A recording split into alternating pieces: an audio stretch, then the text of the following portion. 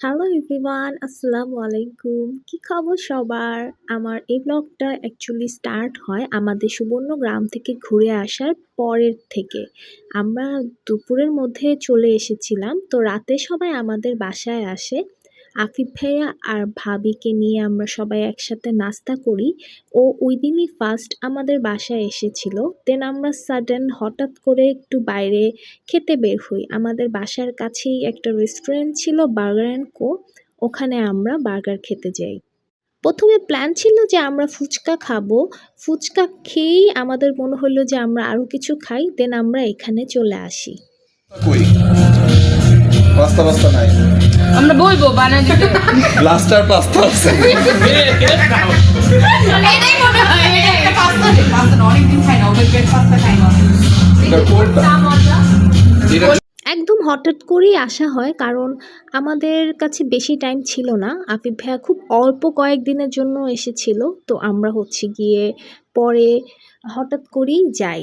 ওইদিন আবার ভাবি ছিল না, মেহেরিন ভাবি গিয়েছিল ওর বাসাতে।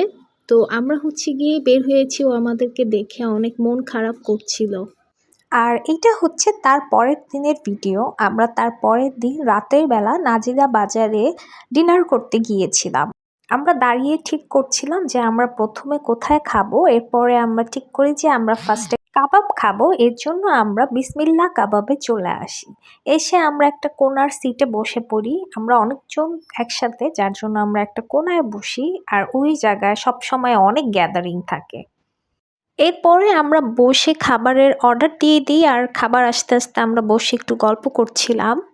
আর এখানে বসেই আমরা আবার ঠিক করছিলাম যে এরপরে আবার কোথায় খেতে যাব, কারণ আমরা এক জায়গায় আসলে খেতে যাই নাই ওই দিন। আমরা ঠিক করেছিলাম যে আমরা একটু একটু করে অনেকগুলা দোকানে খাবো। আর না তোমাকে মিস করি, আমার তোমাকে ছাড়া ভালো লাগে না। শৈলীর সাথে আজকে আমি তোমার উপর চিট করছি। হ্যাঁ, আমরা কিভাবে হাত ধরছি, এভাবে হাত ধরে আসছি, কিন্তু মনে আমার হৃদয়ে তুমি ছিল। যদিও বাইরে এরকম আমি করছি, কিন্তু আমি তোমার কথাই ভাবতেছিলাম। দীপিকা পাদুকোন। এরপরে আমাদের কাবাব চলে আসে আর আমরা খাওয়া স্টার্ট করি। আমরা কাশ্মীরি কাবাব, তারপরে এটা যেন কি কাবাব ছিল আমার ঠিক মনে নেই।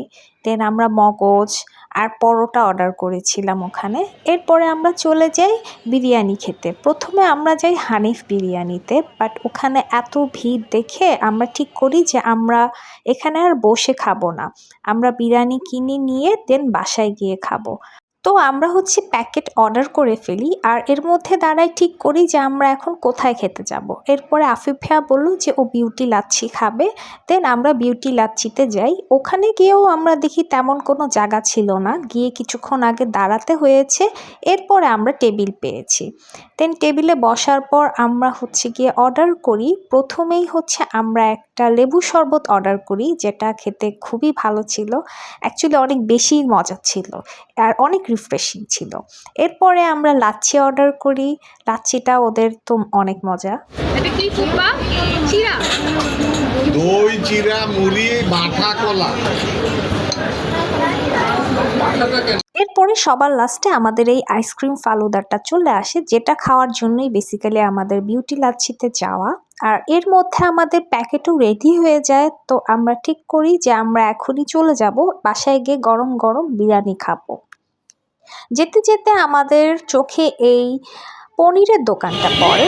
আর প্রথমে ওরা এখান থেকে পনির কিনে, আর আমরা দাঁড়িয়ে এখানে একটু পনির টেস্ট করি। কেমন মরা লবণ কত?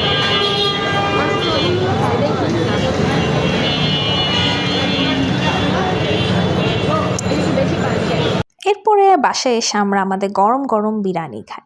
আর এটা তার পরের দিনের, আফিফ ভাইয়া চলে যাওয়ার একদম আগের দিনের কথা। ওই দিন ওরা গিয়ে মেহেরিন ভাবির বাসায় সবাইকে ওদের বাসায় দাওয়াত করে ওদের অ্যানিভার্সারি সেলিব্রেশনের জন্য। তো আমরা ওদের জন্য একটা কেক কাটি। কি করবো?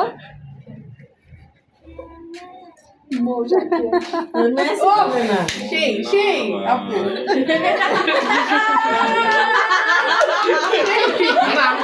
আগে নিবে গেছে এটাই তো হচ্ছে। তখন নিয়ে লাভ নাই তো এটা আগে এখান থেকে যদি না যাওয়া না যায় আবার দুই হাতে দুই জিনিস নিচ্ছে। এই এসিটা বন্ধ করে দেখ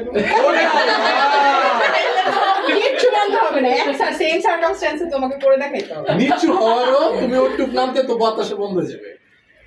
আমি এটাও একটা জ্বালাইছি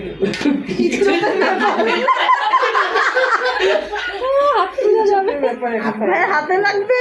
ওরা সবাই মিলে আসলে ওই স্পার্কিং ক্যান্ডেলটা জ্বালানোর ট্রাই করছিল, ওটা কেন যেন জ্বলছিল না। কয়েকবার করে মোয়াপু যখন ট্রাই করার পর হচ্ছে না, আফিফ ভাইয়া ট্রাই করার পর হচ্ছে না, তখনই ফুপা আসছিল। দেন লাস্টে আর কি হয়, হ্যাপি অ্যানিভার্সারি, শেষ হয়ে যাবে। এই ছবি তুলো। Happy anniversary.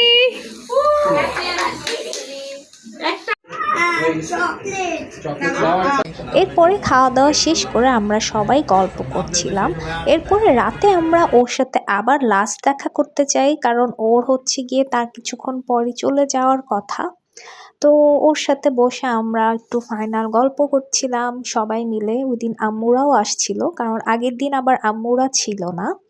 এরপর দেখতে দেখতে ওর বের হয়ে যাওয়ার টাইম হয়ে যায়, ওকে সবাই আমরা বাই বাই দিতে নিচে নামি। আর দেখতে দেখতে ও চলে যায়, আমাদের মজার দিনগুলোও শেষ হয়ে যায়। এখানেই শেষ হয়ে যায় আমার ব্লগটাও। সবাইকে আল্লাহ হাফেজ।